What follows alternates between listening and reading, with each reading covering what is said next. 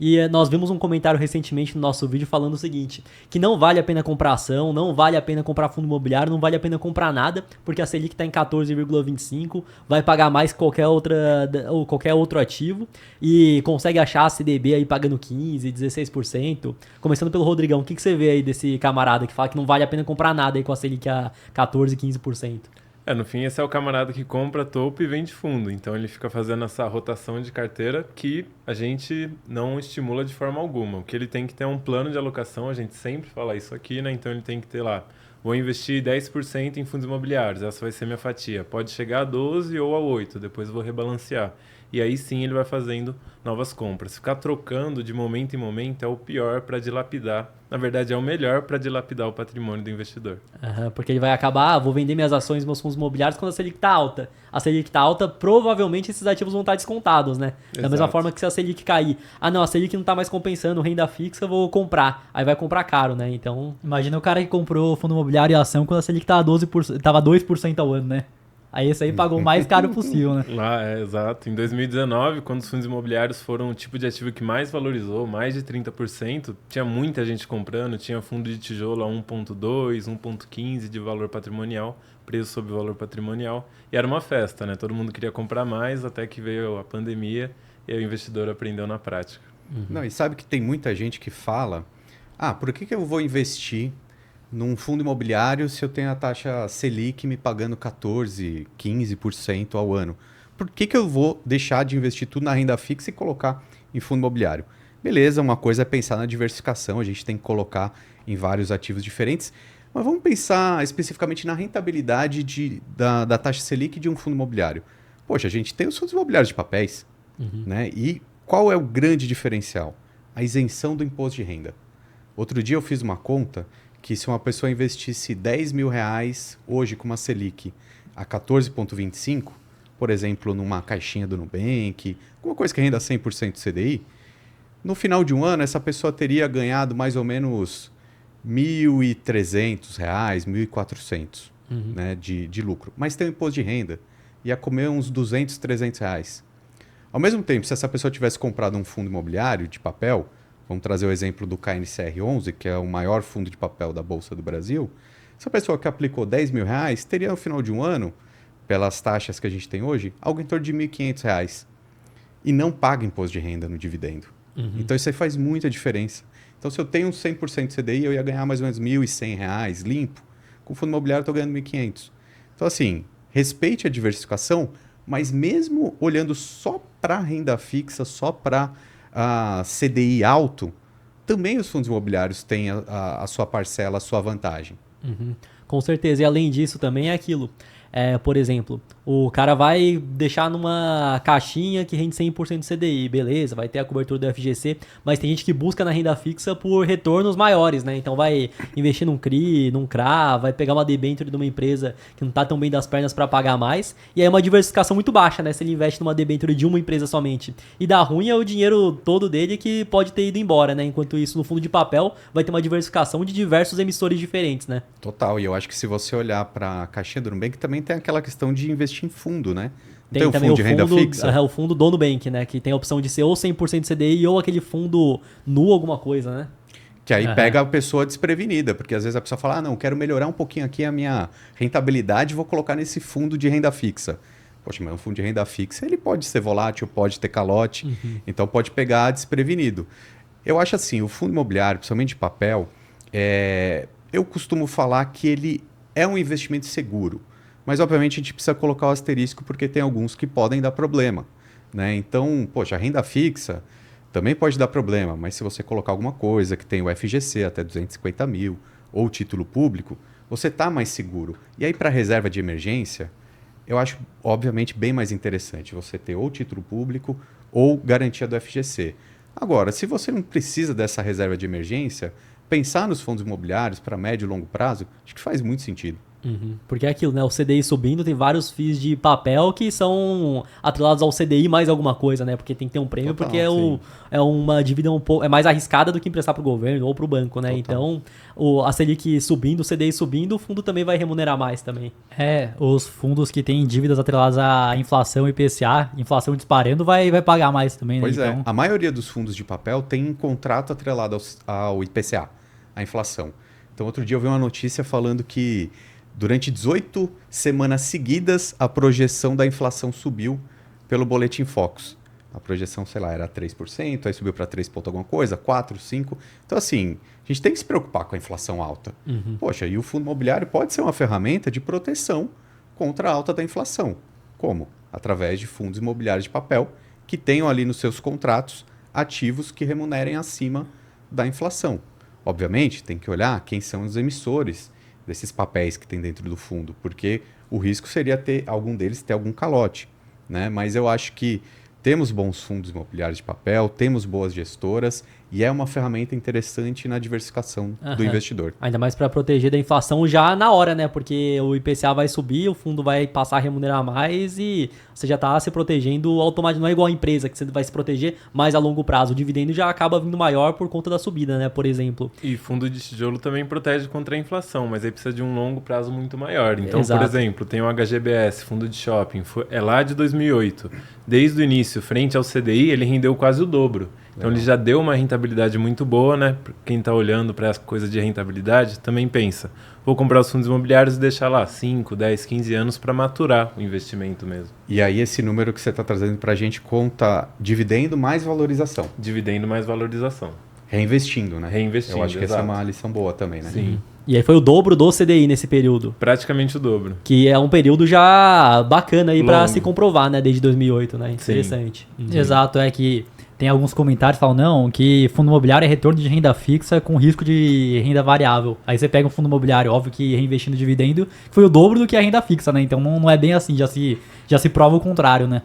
O Exato. fundo imobiliário, ele tem, se a gente pegar esse recorte, uma rentabilidade maior do que a renda fixa, né? E ele tem um risco menor do que as ações.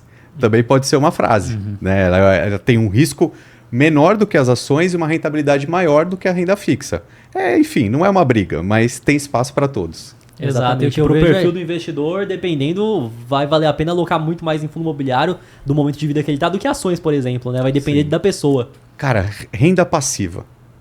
Se a pessoa está no momento da vida dela que ela quer renda todo mês, digamos que ela, sei lá, ela tem R$1 milhão ou ela tem 10 milhões de reais e ela quer um dinheiro caindo na conta dela todo mês para ela consumir.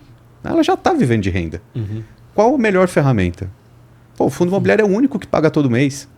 Assim, você vai ter um título do Tesouro que paga juros semestrais, você vai ter uma ação que paga talvez a cada 3 meses, mas todo mês o fundo imobiliário é uma baita ferramenta. E com a obrigatoriedade de distribuir 95% do lucro, né? Então, e dependendo do caso, pode ser da pessoa, pode ser negativo, porque o fundo não consegue crescer mais, não tem muito que ele possa fazer, a não ser, enfim, emitir mais cotas. Mas ao mesmo tempo, para quem quer receber a renda, isso é muito positivo, porque não tem como, por exemplo, igual na ação, a empresa, não, agora eu vou reinvestir mais, vou criar mais projetos aqui para conseguir crescer. Baixou o payout, Exato, baixar o payout para conseguir crescer mais. Aí para quem está vivendo de renda, precisa do dividendo, vai ser negativo. Enquanto isso, o fundo imobiliário não tem essa possibilidade, né?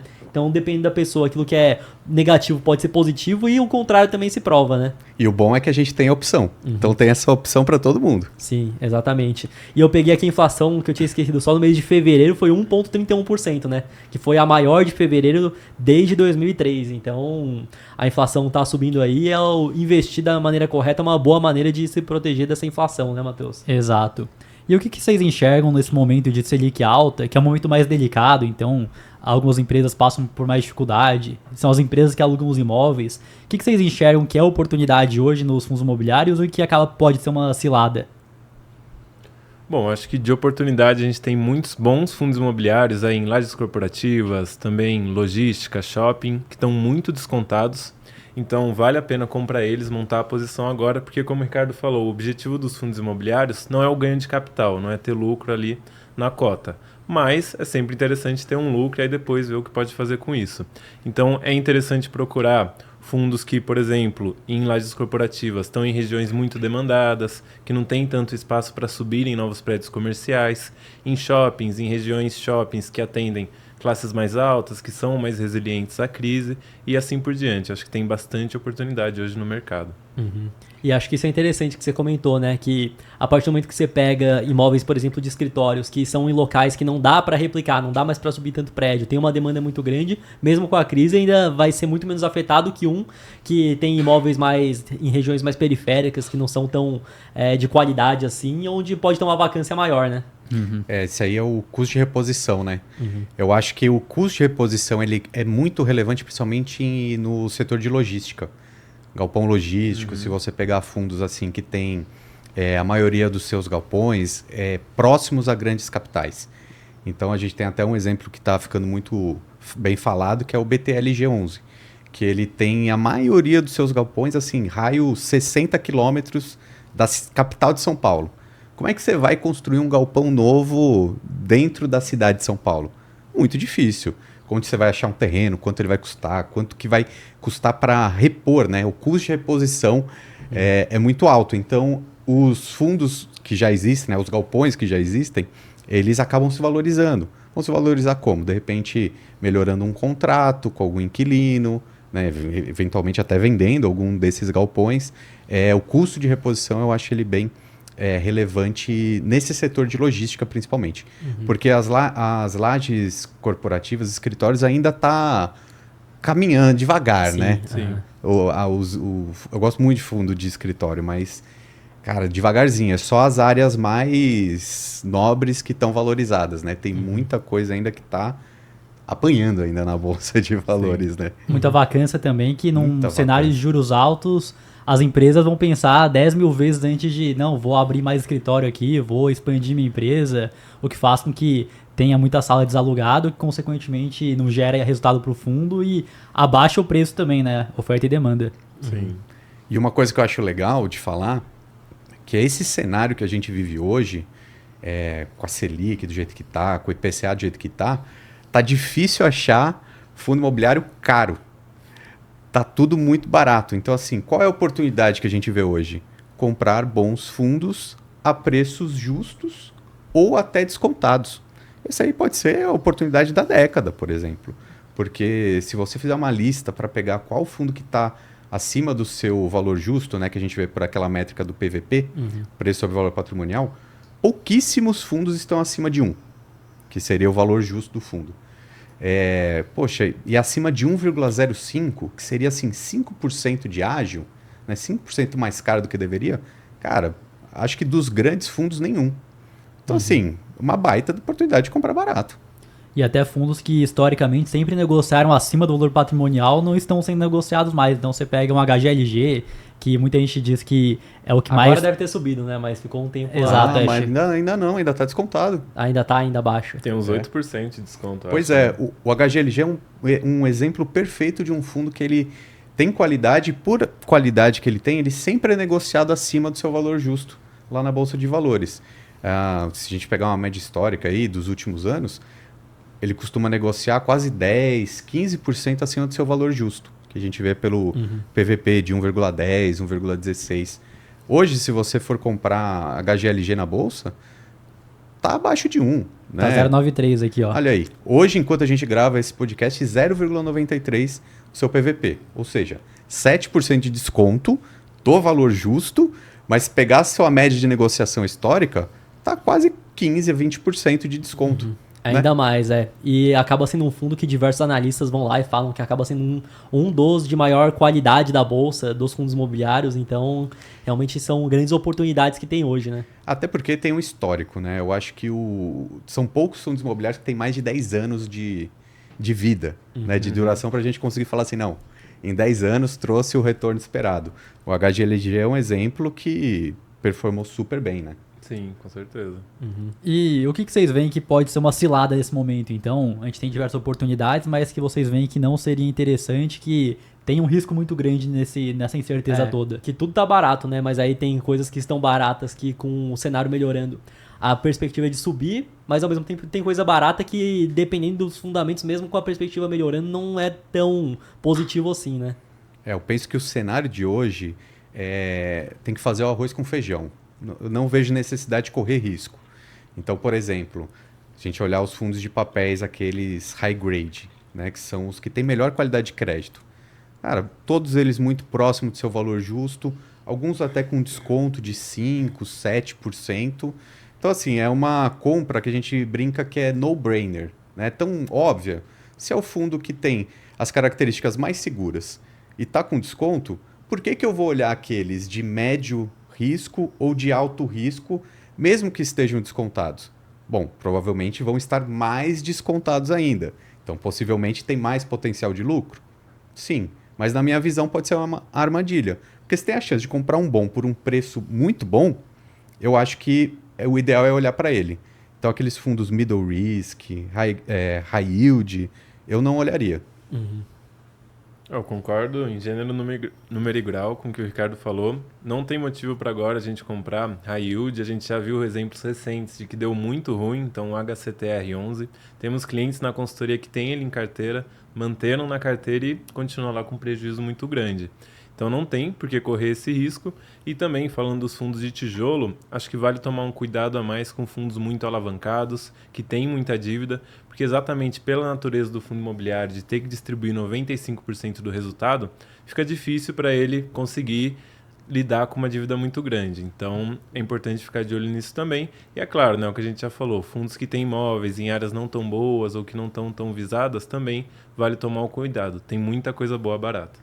Exato, o que eu vejo é que com esse cenário de inflação alta e Selic alta, se você pega um fundo de papel com dívidas mais arriscadas, a chance do emissor não conseguir pagar com uma Selic a 15, com uma inflação aí podendo bater 10%, mais o ágio que tem em cima é muito grande, né? Então, de ter calote acaba sendo algo que vai acontecer. Não, exemplo ótimo a gente trazer o HCTR que teve problema. Foi ano passado ou faz 2 anos já? Foi 23, eu acho. Já foi Acredito que foi 2023. 23, Ainda foi antes dessa alta da Selic, mas Pois tinham é. contratos ali dentro que remuneravam IPCA mais 16%. Cara, é uma dívida muito cara, né? E aí se você tem uma inflação subindo ou o contrato que tem a Selic subindo, vai ficando difícil para esse emissor ali, para esse pagar, né? E aí, qual que é o grande problema de um fundo imobiliário, agora falando de papel? É calote, né? Se tiver um calote, por exemplo, digamos que 10% do patrimônio do fundo tenha um calote. Bom, o fundo continua pagando dividendo com aqueles outros 90% de receita que ele vai tendo. Mas machuca, né? Porque o dividendo vai cair, a cotação vai cair. Então, assim, o pior cenário de um fundo imobiliário é ter calote. Por isso que a gente sempre tem que olhar para a qualidade da gestão, para a qualidade dos contratos, quais são as garantias que tem ali, né? Tudo isso a gente pode ver no relatório gerencial ou acompanhar através de analistas, enfim. Tem que fazer um pouco da lição de casa. Com certeza, porque é aquilo, juro mais alto é dificuldade para as empresas e no final das contas a empresa tem que se manter saudável para conseguir pagar a dívida, né? Então o cenário tem que tomar ainda mais cuidado com isso por conta da saúde das empresas mesmo, né? Exato, imagina que nem um IPCA mais 16, aí bate o IPCA de 10%, aí vai ter que pagar 26%, aí não aí aguenta quebra, pagar, Ninguém né? aguenta, é antieconômico. Aí todo mundo quer. E foi o que aconteceu, né? Foi. E aí é até legal trazer esse exemplo do HCTR de novo, que você disse que tem cliente que mantém carteira, né? E aí, pô, tem uma questão muito psicológica ali. Porque se você for pensar friamente, eu acho que se o investidor for racional, ele precisa esquecer aquele cenário de 2022, que esse fundo aqui, como exemplo, pagava 15% ao Absurdo. ano. Era o mais falado, né? Mas aquele cenário não existe mais. Tá? Então quer dizer que, não, HCTR joga fora, é uma porcaria? Não necessariamente, mas para de ancorar naquele preço. Aquele preço esquece, não vai ser nunca mais. Exato. Agora é um novo fundo. Se teve calote, se não tá mais com o mesmo portfólio, não é o mesmo fundo, é outra coisa já e tem que analisar como se fosse outra coisa. Exato. Pensa agora, do dia 0 para frente. Aham, e aí acho que o investidor tem que pensar, eu compraria isso daqui hoje? É. Se não compraria, às vezes tinha que repensar a posição, porque ele tá mantendo lá um dinheiro que ele poderia utilizar para vender, até mesmo compensar lucro de outro, que ele fosse vender também, enfim, o prejuízo, e escolher algo que ele considera que é interessante se comprar hoje, né? Então acho que é importante isso também. Eu acho que essa aí é uma baita de uma lição também, né? Quando a gente fala de fundo imobiliário, a gente pode se beneficiar quando você tem um prejuízo, você pode abater de um lucro que você tenha no futuro. Uhum. Eu fiz isso uma vez, faz pouco tempo. Eu tinha um fundo imobiliário de laje corporativo, era aquele BRCR11, que, pô, antigamente ele era o mais famoso que tinham poucos, né? Só que, de repente, ele começou a fazer algumas besteiras, começou a cair pra caramba.